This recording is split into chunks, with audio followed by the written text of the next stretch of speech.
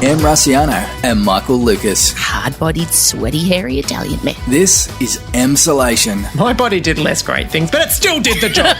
He's a refined diva. I'm like a dumpster fire, batshit crazy diva, and he's a refined diva. Easily the trashiest thing Em has ever, and this is really saying something. You're in Emsolation. Stephanie was also an unpaid advisor to Melania. I think I could probably claim that status in your life. Hello, darlings. Welcome to Emsolation. It's me. It's Em. It's your host. How you doing, Melburnians? How you feeling? I'm still processing. Like, it's right now I can officially go and do what I want. Pretty much. I mean, not everything, but I'm just still at home, living under lockdown, really. I don't know.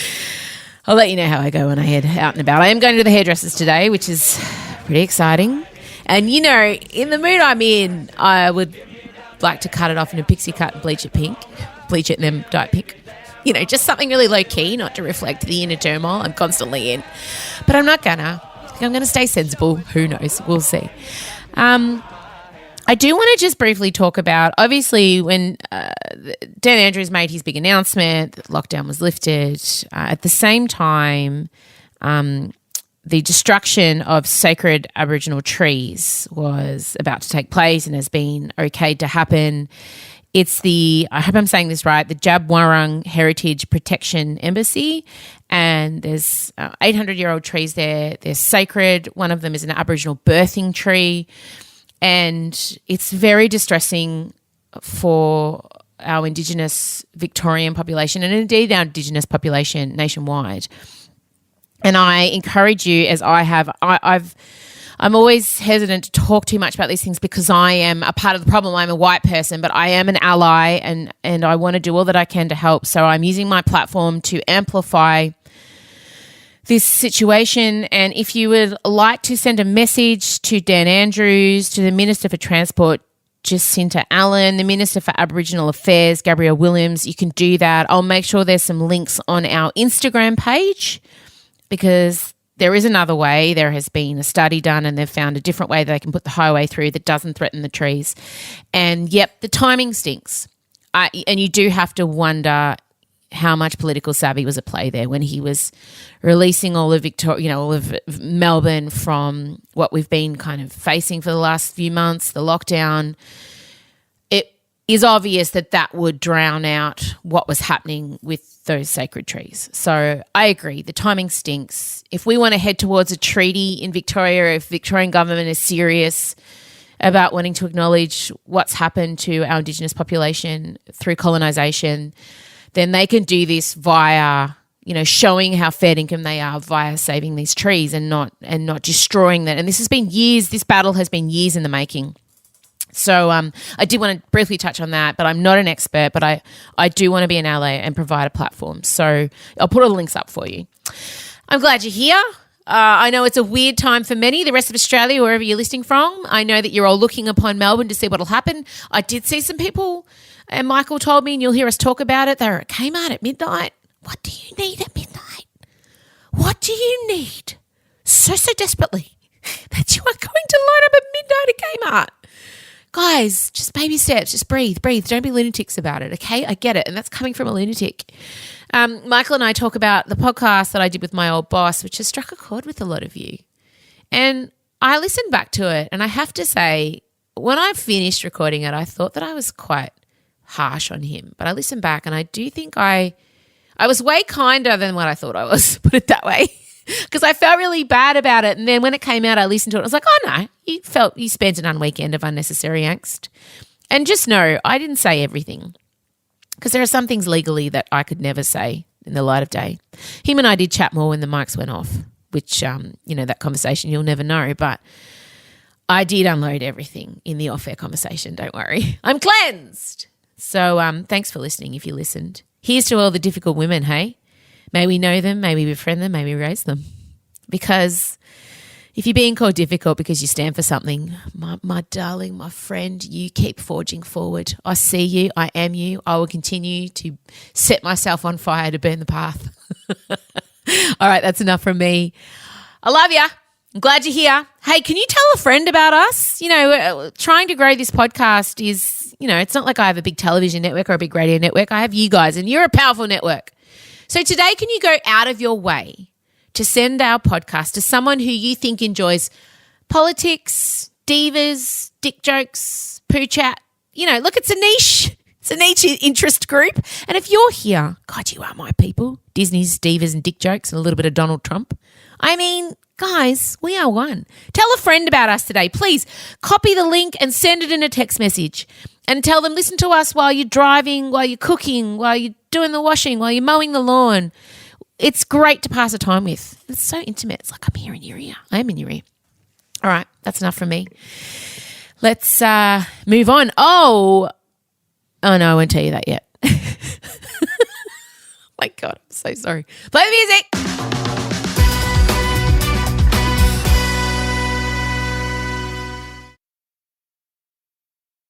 M. Rusciano and Michael Lucas. This is Emsolation. It's just the sweet smell of freedom wafting off him, Michael Lucas. It is. Good morning. I'm actually looking out to the city and it's got a different sparkle on it. Really? I can see the buildings from here. I'm just getting a vibe. There's a slight. It's a bit like the sequence Belle from Beauty and the Beast, when she comes out, little town. It's a quiet village. That's what's going to happen with me. Everyone's going to wander around. Bonjour. Bonjour. Bonjour, bonjour, bonjour. There goes the baker with the tray. We could really keep going. This is the podcast now. We could actually just recreate Beauty and the Beast for everyone. Hey, I think there are a few people that will be all down for that. We'll just talk about this now. We're going to do it. We're going to do it down the way. We'll do it this way now. Obviously, we are now back out. We're into, what is it? Is it 3? Is it stage 3? Is that what it's called? I don't know. I've lost track of the stages. I think it is. I think that's right. We're stage 3, aren't we? We're in 4 and we've come down to 3 fully. Yes. Right? Yes. Oh, hang on. With a few tweaks, like with the visitors and people. Do you have to keep a logbook? Do I have to log every time my dad comes over? Is that what it is now? Oh, God. Yeah, maybe. I don't understand the rules, to be honest. I don't know. You're not operating a restaurant at your house, though. No, but oh my goodness. I have so many things to talk about in regards to this sudden freedom. Like, first of all, the way people have the varying emotional responses to this has been mind-blowing. I don't know why I was surprised. Oh, even within the one person, minute to minute, the varying emotion, even within myself. I went through the 5 steps of grief. I think I went through denial. I think I went through, like, not believing it, anger, sadness, finally acceptance. Yeah. I was so kind of like, oh, my goodness, we did it. And then my daughter, my 19-year-old daughter, was straight on the phone, and she had, 5 barbecue picnic invites within 20 minutes. Like, the Generation Zs work quickly. Yeah. They do. Yeah. She had all these Facebook, oh my God, she's like, Mum, another picnic. I'm like, oh, Jesus, I need you to She could have been doing the babysit. picnics already, though. They couldn't, because it was only 2 people from another household. Oh, okay. Now it's 10 people, no limits on households. Okay. Before it was like Sophie's Choice. Again, I've never seen the movie, don't know what Sophie's Choice actually was, but I don't want you to ruin it for me. So it's not the example you want to bring up in regards to your children. No, That's all I'll say. All right. No. I love using Sophie's Choice in stupid scenarios, and I never want to know what that film's about.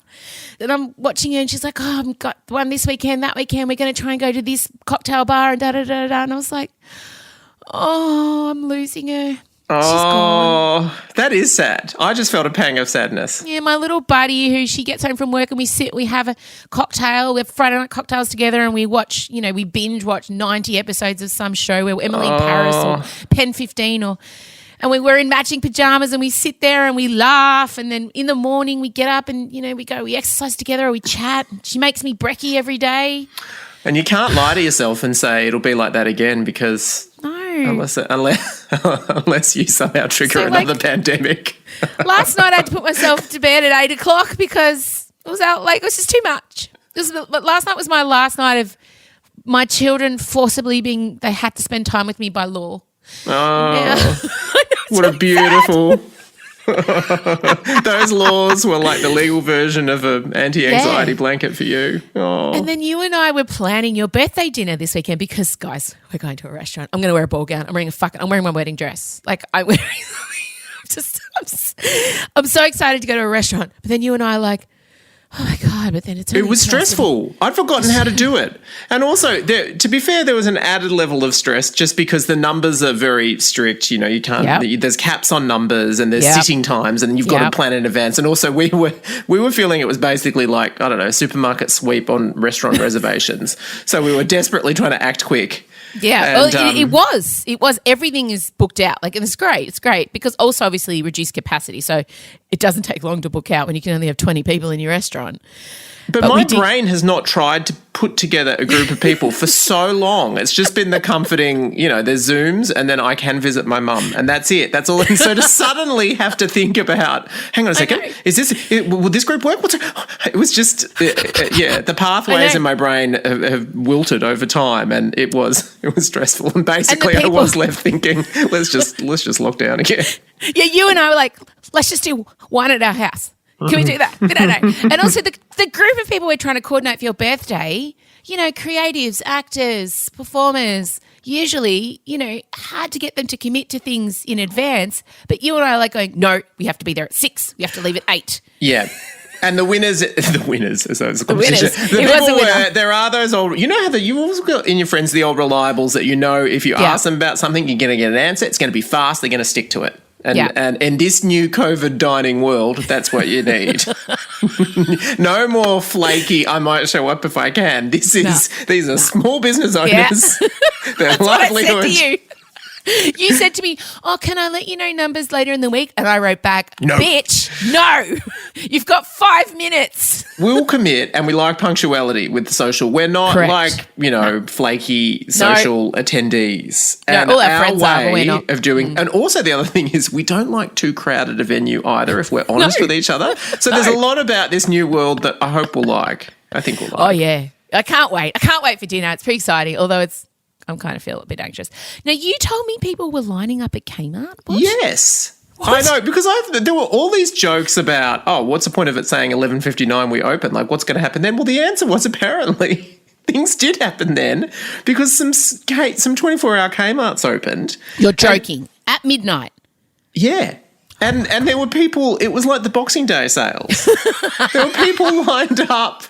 And the weird thing is, I kind of get it in some ways. I mean, I myself know what I'm going to get from Kmart. I don't know why it shocks me that Kmart shut down this time, even though I know it's retail. I just didn't see that coming. Same. Or Bunnings. Couldn't believe Bunnings. I was getting a lot of stuff from Bunnings. First of all, I'm going to the hairdressers today and I'm so excited. Like, it's all but anything to shave my head off and dye it pink. Like, I'm so excited to utilise the services of a professional hairdresser. And then I'm going to go shopping. I'm going to go buy your birthday present from a shop. I'm going to come out with so many unnecessary items and I've already bought everything online. I've got to the bottom of the internet. There's nothing more for me to buy as my anxiety earplugs arrived yesterday. That's right. I bought earplugs that supposedly reduce anxiety. Wow. I got to the bottom of the internet. I clocked internet shopping. Can I just say, for all marketers of products out there, you just need to slap the words anxiety reducing on literally anything and she's pretty much going to buy it. You could, I mean, there's probably, tell you what, if anyone wanted to market an anxiety reducing leaf blower, she would buy in bulk. It's hard to imagine how that could. Actually, I believe leaf blowing would reduce your anxiety. Correct. I've got 2. Yeah. But I am in the market for a backpack one since I watched Casketeers because Frances Tippany wears a backpack one and it looks so cool. Clay's going to let me play with the backpack blower. Even during funeral procession driving in, I've seen them blowing the leaves and I'm almost crashed the hearse because I haven't been concentrating. And I like the idea of it being so powerful that I propel off the ground. Do you know what I mean? Yeah. Some kind of jetpack. It's true. So the thought of I'm going into a shop, guys. I'm going into an actual shop. I'm very excited. I need to transfer some money from my savings account. I'm all ready. There's no excuse. I hope you don't have the 5 stages you go inside the door. Like you start to shake, you cry a bit. You have to back out. You have to do a second run at it going in.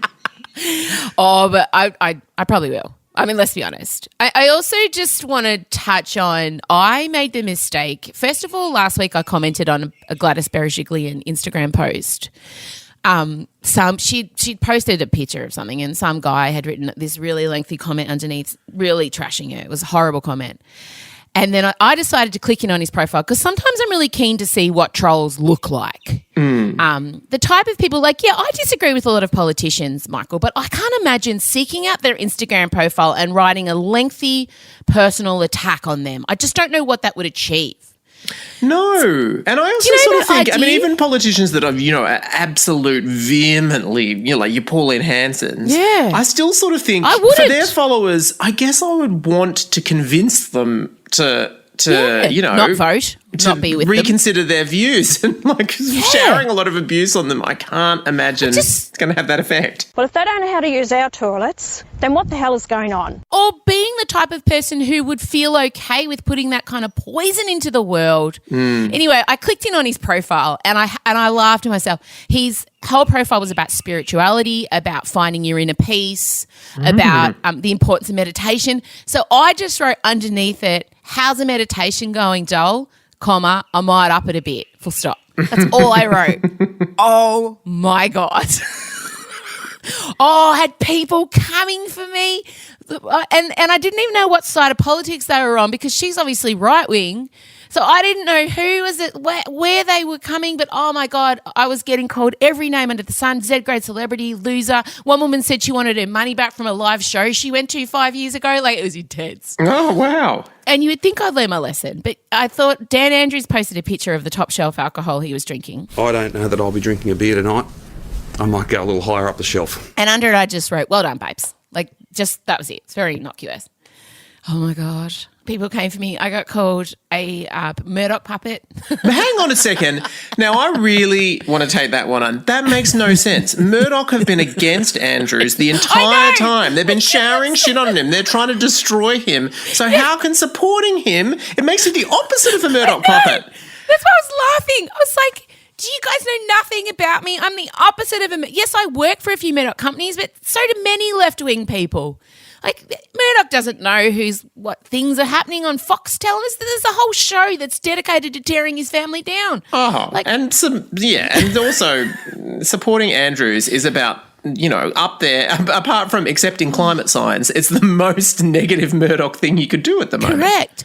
And then another woman said, "I'm supporting a murderer," and she's lost respect for me. How can I support a murderer? And then someone else wrote that I want to lick his asshole, and I was like, yeah, that's a reasonable thing to write. That's definitely on the next. I'm going to go to the shops, I'm going to get my hair done, I'm going to find Dan Andrews, I'm going to lick his anus. They're the 3 things on my to-do list today. But I just realised how fucking, it's insane out there. Oh, yeah. It is a bubbling pot of anger and venom, and no one is willing to say, he's done well on this response. And this is my stance on Dan Andrews. He's done well in this response, but yes, there were some terrible mistakes made. Lives were lost as a result of those mistakes.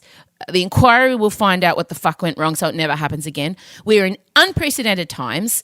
No one really knew how to handle this because we've never done it before. So it's not going to be perfect. And unfortunately, there was catastrophic results from it not being perfect.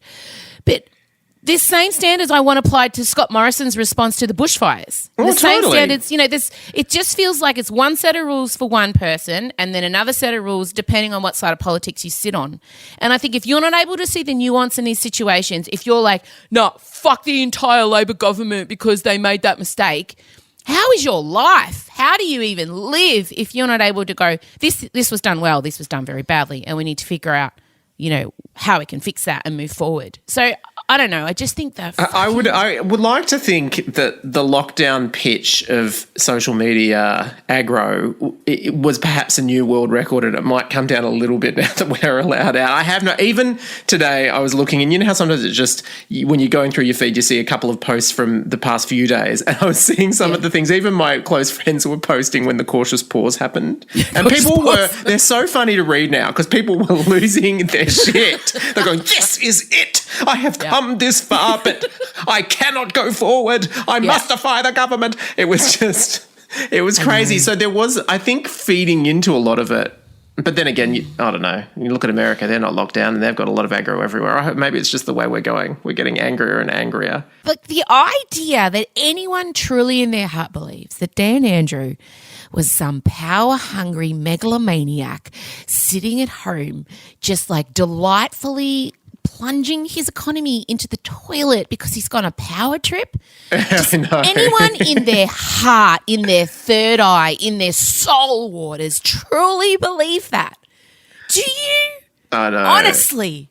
Well, I mean, the polls still have him at majority support, though. You'd feel like that would happen when you look at those social media comments and when you look at the front pages of the Murdoch papers. But I think by and large, a lot of people, like amongst a whole lot of other things, the impression that you get is, wow, he made some pretty tough decisions when there were a lot of people pouring shit on him. And that does command a certain amount of respect just to see. But he also made mistakes. Sometimes, even if you don't agree with all of those decisions, still to see someone that think, well, I think this is right and this is the health advice, and I'm not backing down. I know. And maybe also it was a shock for people to see a politician actually governing, because that's a rare occurrence now. It's just he was governing. The leader was leading, and I think a lot of people were shocked at that, and we're not used to it. And there were also so many people that were saying that we would never get below 14-day averages of 5 and everything like that, and obviously all of their tweets are being brought out now. I know, but acknowledging Dan Andrews' success in this situation is not diminishing the mistakes that were made. And you're able to do both because that's how humans work. So even if you, like, my dad doesn't support Dan Andrews in any way, he hates him. And you know how much I love my dad, Vincey. He's the number one, but we are able to disagree and still love each other. And I think that's the important thing to remember. But, you know, everyone just needs to calm the fuck down and stop calling me a Murdoch puppet. That was the most offensive thing. Even the asshole licking I can forgive. The Murdoch puppet bit? Jesus Christ, guys. Way to strike me in the soft spot. Yeah, exactly. Do I have the odd fascination with Wendy Deng? Yes, I do. But that is about the young man she moved on to after Murdoch. It's very specific. Thank you. The details. The devil is in the details, Michael. I mean, obviously it has been the reason I have been a bit kind of prickly, not prickly, sensitive, hyper vigilant on things at the moment is because a lot of you have listened to it. I did a podcast with my old boss last week. It came out on Monday of this week, and I have had an avalanche of response, which I was surprised at because it's quite a radio nerd thing. It's a radio nerd podcast. It's specifically, his podcast is aimed at ex-radio people. Yeah, like it's a real industry podcast. Yeah, it's total industry Although podcast. I have to say, I mean, I don't know much about the radio industry and I enjoyed listening to it. You can relate to it on any level as long as you've had a complicated working relationship with someone. And that was the whole thing. Everyone was like, you know, to actually hear in real time an former employee speak to her boss and speak the absolute truth. You know, it was something that obviously resonated with a lot of people. And also quite a few people contacted me to say, hearing me talk about needing to do this and then be able to let go has encouraged them to let go of stuff they were hanging on to and have some conversations, which is great. But I need everyone to know I was a complete nervous wreck after I recorded it. I was like, I cried all of Friday. It was just like this stuff that I had been really hanging on to. And then over the weekend I was stressing about the podcast coming out because obviously the last time I did a radio-centric podcast was the Will Anderson one. And I kind of... Headlines for months. Put a bomb in my career, some would say. Some would say I self-sabotaged. I say that I definitely did. Although, ironically, you walked out of the Will Anderson one elated. And remember I phoned you? I feel so sick. Yeah, I know. You were completely... You'd really... Oblivious. Yeah. Oblivious to the carnage that conversation was about to cause. All that was playing in, and then it came out Monday. And the response has been largely positive. There was a headline in a radio industry kind of and Daily Mail saying that, you know, I said radio treats people like they're brainless. So, yep, that's what they picked out of that whole I know. conversation. That is, they deliberately picked the thing that you could put the most salacious skew on or that makes you sound the most judgmental or whatever. But I have to say, I mean, who's really going to disagree with that? I mean, come on. I know, it's true. And I stand by it. Not all radio. And that's probably, I should have And when clarified. you read the context of the full quote, you realise you're not making a condemnation of the entire medium of radio. No, I'm not. But that I so often get tripped up by that. And a lot of people I know just read headlines and they don't bother to go read the actual words or even, God forbid, go and listen to the content, go listen to the actual podcast. So that's how I got into trouble with the Will Anderson thing because there was a transcript released people just went off the transcript and didn't listen to the tone of my voice, didn't listen to how much responsibility I took for Sydney failing, didn't take responsibility for, there was a lot of that Will Anderson podcast was me just saying, yeah, I had an ego and yeah, I didn't want to let go of stuff. But that was all. That didn't matter. No, well, that's not clickbait. No one's going to click on that. Woman has complicated response. I mean. But I have finally had to let go of trying to control the narrative that's out there about me, and all I can kind of do is my actions and how I treat people and how I move forward and trust my audience know the truth about me, and they do. Like I trust that the people listening to this and anyone who follows me anywhere knows that I'm a well-meaning lunatic who fucks up but is happy to own the fuck-ups and try and get better. And that's all I can do, Michael. Yes. Well, I think despite the clickbaity headline, you're fine this time. You tell people what happened. What? With the article. How messed up I was on over this. I'm yeah. Well, I get texts saying there is an article. I can't read it. You need to read it and tell me what the content is, which I completely understand. So I click on the article and scan through and determine how catastrophic it will be to M's psychic well-being. But I still, the pact of this though, I still have to honestly report what the article is, because it's not going to be helpful if if it really is bad, then I would have to go back and go, babes, okay, we're going to need gin. Yeah. But no, I know I'm going to get, this is why you're my best friend. I know I'm going to get the truth delivered with a strategy. Yeah, so you never just go, oh, they're fucked and they said this and you're fucked. It's always, okay, they have written that you're volcanic and no one can work with you, but it's an amazing picture of you. I mean, they've really picked a nice one. No, in this one though, the headline was clickbaity. M says that radio treats people like they're stupid, but the article was actually a pretty decent précis of everything you said. And it basically transcribed a lot of your quotes, and both the critical ones and the self-deprecating ones, and so it actually was pretty balanced. So you're fine. She's still here. She's still breathing. She had a 10-hour sleep. I did. I went to bed so early last night. So anyway, thank you for listening to it. If you listen to it, it is kind of a bit industry-ish, but it did feel good to do. I've spoken to him since. But what I do want to talk to you about before you leave, and I think we've been extremely controlled over not touching the US election for the past couple episodes. Although, I mean, I feel like I want to touch wood when I say this. It felt like that era around him getting the coronavirus diagnosis and that everything was just so frenzied and crazy, that we've sort of, I mean, was that peak crazy? I don't want to say that because it's still a week. It was not peak crazy. Peak crazy is going to be the day after the election. Oh, I know. Oh, God. So exactly a month after the Trump confirmation super spreader event for Amy Coney Barrett, she's been confirmed. She's replaced Ruth Bader Ginsburg, giving the court a 6-3 conservative majority.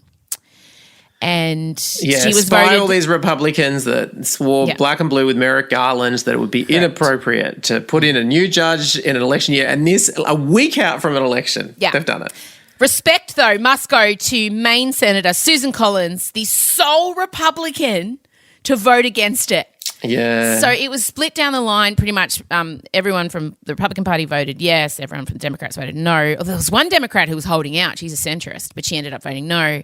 But Susan Collins, the senator from Maine, don't think that Trump hasn't written that name down in blood somewhere. He will go for her. He doesn't let go of those singular attacks lightly. She's in a complicated situation because she's worried that she might not win her Senate seat back, and she's trying to read, what's going to work. I mean, I'm sure, you'd like to think she's just doing it based on her own ethics and belief system. But in addition to that, she's trying to determine what is going to put me in good stead with the voters of Maine. Yeah. So Amy Coney Barrett's appointment means possibly the end of federal abortion rights, the Affordable Care Act gone. And remember, guys, it's a lifetime appointment and she's only 48. So she's going to outlast both these guys, first of all. And, I mean, say what you want. No matter what happens with the election, this is a massive win for Trump. Don't underestimate. He has the nation's highest court in his pocket, the most powerful tool he has, and he's going to use them to steal the election. I'm sorry. The magical unicorn of death is really off the hook now. It's basically like a rodeo with the unicorn bucking around with its horn just impaling things constantly. Yep. I'm telling you, he's going to steal the election. And we got the first taste of that because Brett Kavanaugh, obviously the guy that got put in there very controversially last year, and 4 other Conservative judges voted to strike down an order from a Wisconsin federal judge allowing the state to receive and count absentee ballots up to 6 days after the election day, as long as they were postmarked by the election day. Now, obviously, the US postal system is under enormous strain because Trump had all the machines that can mass count ballots dismantled.